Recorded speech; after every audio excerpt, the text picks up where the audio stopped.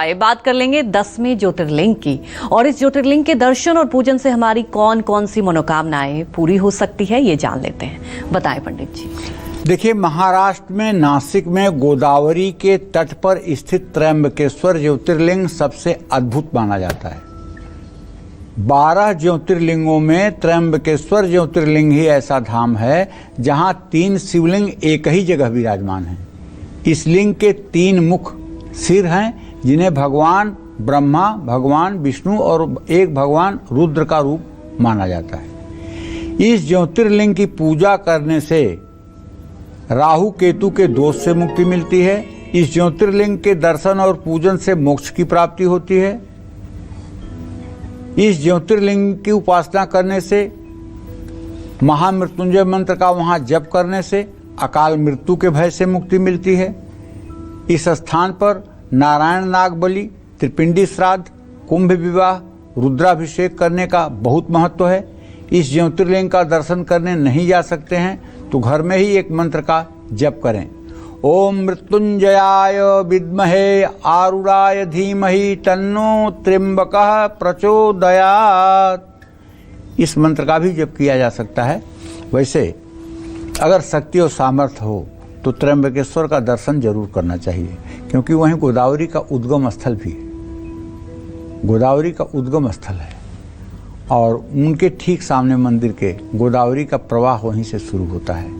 और गोदावरी का जल अगर ऊपर छिड़कने को मिल जाए और उसके बाद में त्र्यंबकेश्वर का दर्शन करने को मिल जाए, 7 जन्मों की पाप से एक क्षण में मुक्ति मिलती है।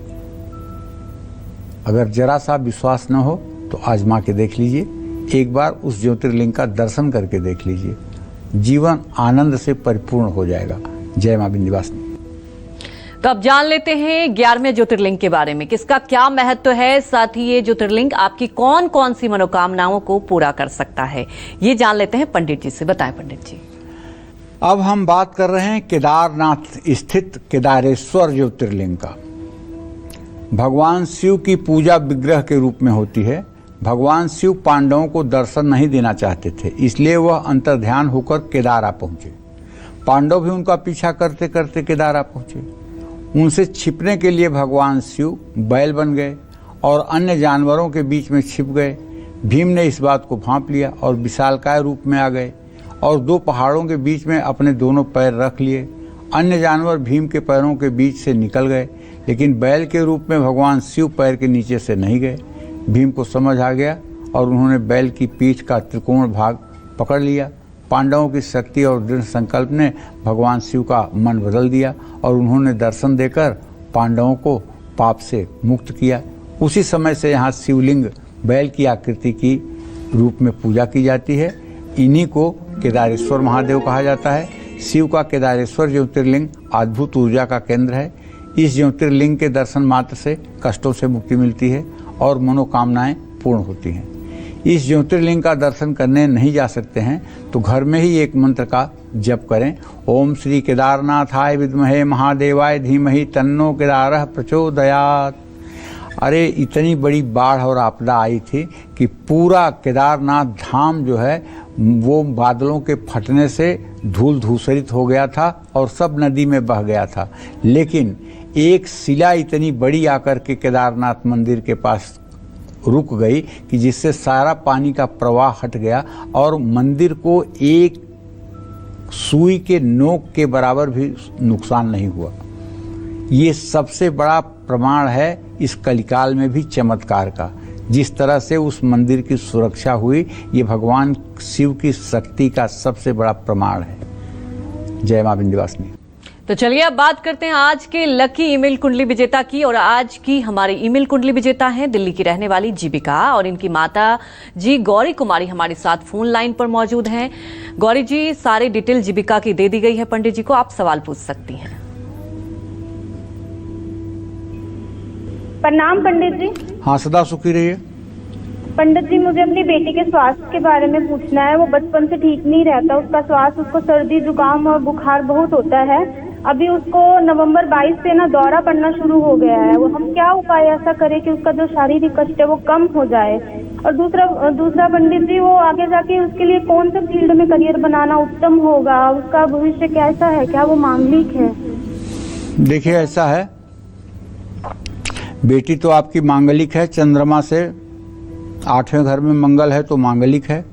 इस समय मंगल की महादशा 4 मई 2024 से शुरू हुई है।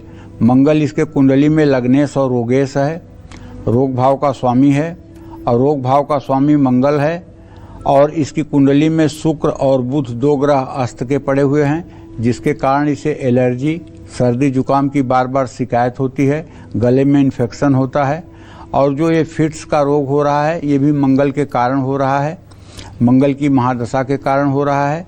मैं आपसे चाहूँगा कि आप 5 किलो गेहूं का आटा, 1 किलो गुड़, 1 तांबे का लोटा, 1 किलो लाल मसूर और 3 मीटर लाल कपड़ा 5 मंगलवार बेटी के हाथ से किसी मंदिर में दान करवा दें।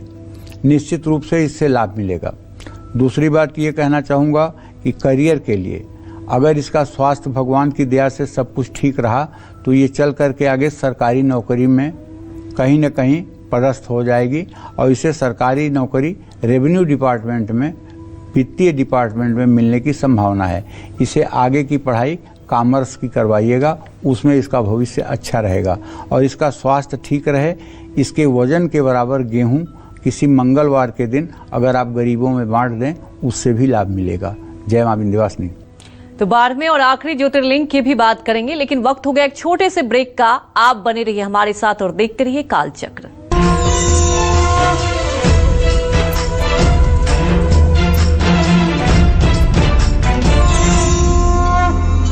से जुड़ी हुई है, जिसके नाम पर ही इस ज्योतिर्लिंग का नाम घृष्णेश्वर या घुसमेश पड़ा है। कहा जाता है कि इस मंदिर का अंतिम जीर्णोद्धार 18वीं शताब्दी में इंदौर की महारानी अहिल्याबाई होलकर ने करवाया। पूर्व मुखी है घृष्णेश्वर ज्योतिर्लिंग, जिनकी उपासना खुद सूर्यदेव करते हैं। इस स्थान को शिवालय भी कहा जाता है। घृष्णेश्वर ज्योतिर्लिंग के दर्शन और पूजन से संतान सुख की कामना पूरी होती है। जिन लोगों को संतान से दुख मिल रहा है उनको भी इस ज्योतिर्लिंग की पूजा करनी चाहिए।